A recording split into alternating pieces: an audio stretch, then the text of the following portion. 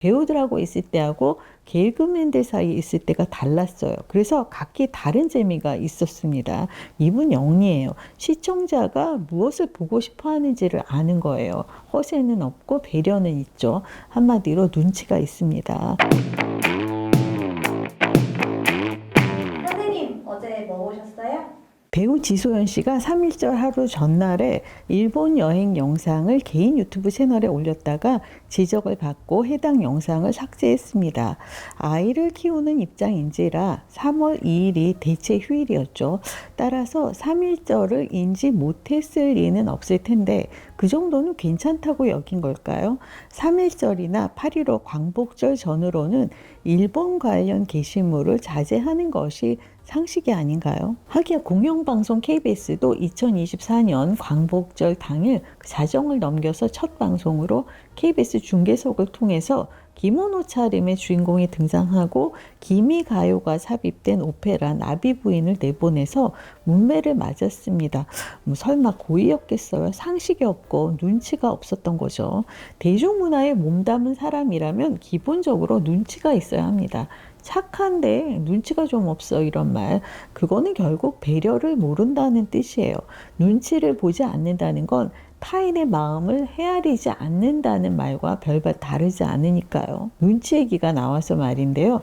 요즘 제가 탈모에 관심이 많다 보니까 원치는 않는데 탈모 앰플 광고가 줄줄이 뜹니다. 그런데 광고 모델로 나선 연예인들이 하나같이 그 신뢰가 가지 않는 거예요. 방송을 봐서 우리가 알잖아요. 돈이 되면 뭐든지 하는, 어떤 설정이든지 받아들일 것으로 보이는 사람들이거든요. 그러니까 이거를 썼더니 수치 이렇게 많아졌어, 이런 말이 도무지 마음에 와닿지를 않는 거예요. 왜 하필 이런 이미지의 사람들을 택했을까요? 여론조사는 안 하나요? 제조사나 광고회사나 왜 그렇게 눈치가 없는 거죠? 그런데 JTBC 톡파운 25시 3월 2일자 방송을 보면서 생각을 했어요. 이 사람들 눈치가 있네. 3.1절 특집으로 안중근 의사의 발자취를 따라가는 기획이었어요.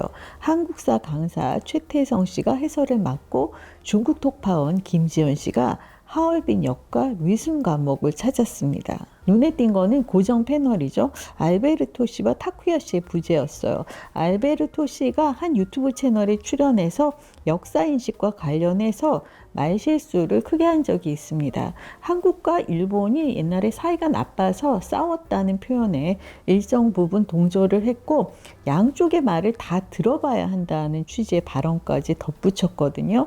의미를 짐작 못할 바는 아니지만 침략과 식민 지배를 양쪽의 문제로 치부하면 안 되잖아요.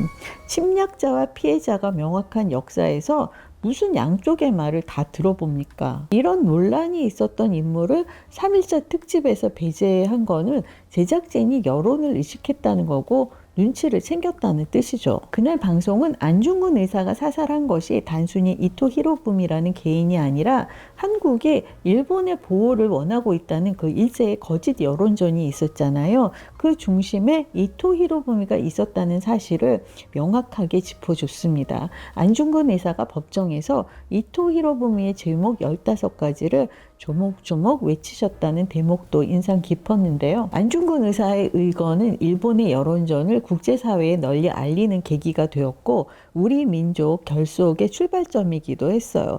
일본이 안중근 의사의 유해를 은폐를 해서 아직까지 찾지를 못하고 효창공원 묘역이 감효로 남아있다는 사실도 다시금 짚었는데요. 이 방송 시간 나실 때 찾아보시기를 권합니다. 제 이모님이 80이 넘으셨는데 가끔 이제 방송을 보다가 궁금한 게 생기면 저에게 물으세요.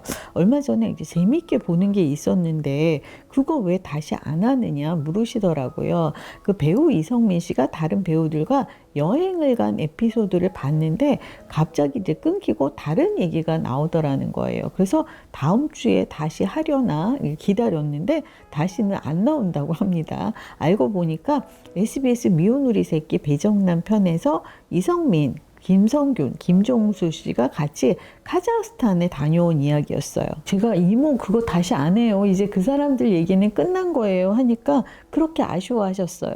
보고 싶은 거는 안 하고 쓸데없는 거나 자꾸 틀어준다고 타박을 하시면서 그러면서 예로 드신 게 조진세 씨 편의 그 두쫑크 만들기였어요. 그것도 재료가 없어서 유사 두쫑크를 만들었습니다. 이게 2월 22일 일요일 방송이었는데 금요일인 22일에는 MC 나 혼자 산다에서 그 통으로 전현무 씨의 두쫑크 만들기를 보여줬고 토요일에는 전지적 참견 시점에 두쫑크 창시자라는 업체 대표가 출연했어요. 그런가 하면 지난 일요일에도 마니또 클럽에서 정혜인 씨가 두쫑크를 만들었습니다.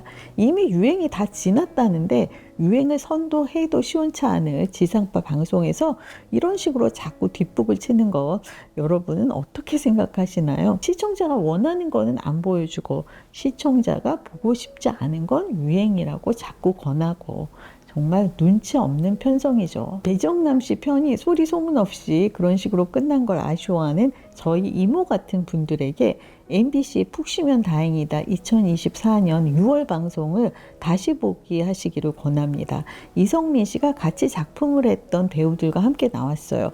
송지효 씨가 스튜디오에 나왔는데 이성민 씨와 같이 영화를 찍어서 막역한 사이라고 그 집에도 자주 놀러 갔었다고 해요. 아마 그 영화 바람이지 싶은데 함께 작품을 하면 집에 격이 없이 초대를 하시나 봅니다. 그날은 손님을 안 받고 폐 양식장에 데크를 설치하고 그 외벽에 페인트 칠을 하는 작업을 했어요.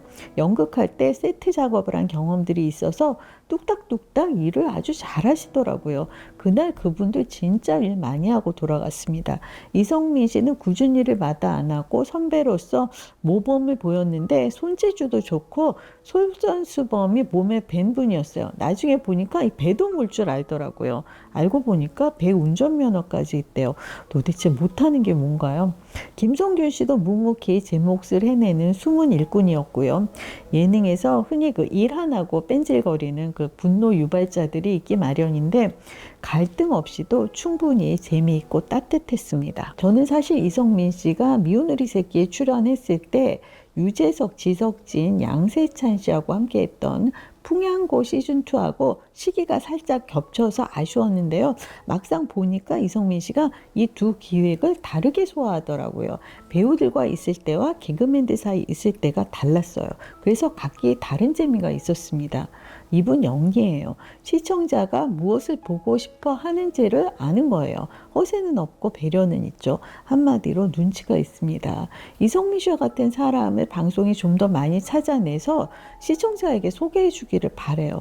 허구한 날 같은 사람만 보여주지 말고요. 이번 영상을 지소연 씨 얘기로 시작을 했는데요. 지소연 씨가 동상이몽투 너는 내 운명에 나왔을 때 쌍둥이 출산을 앞두고 카시트 3개를 장착할 패밀리카를 사기 위해서 남편 그 송재희 씨의 슈퍼카를 팔 것인가 아니면 본인의 SUV 차량을 팔 것인가 그게 고민이라고 했어요. 결국에는 슈퍼카를 팔지 않은 채 패밀리카를 남편에게 선물하는 것으로 끝이 났습니다.